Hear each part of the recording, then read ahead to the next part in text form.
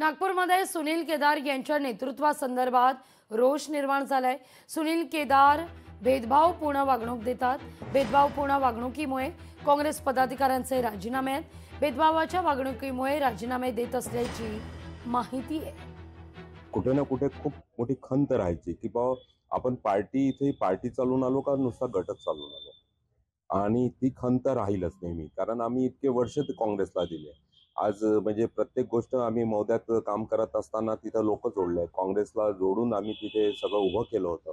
पण आज त्या सगळ्या गोष्टीला घेऊन नक्कीच खंत राहीलच। मी आरोप करतोय की इथले जिल्ह्याचे सोकॉल्ड जे नेते आहेत, जे जिल्ह्यामध्ये काँग्रेस पार्टी चालवतात असं म्हणत आहे, सुनील केदार असो, त्याच्यात श्यामकुमार बर्वे असो, हे मला नाही वाटत की ते पार्टी चालवत आहे, हे कुठला तरी एक गट चालवतात आहे।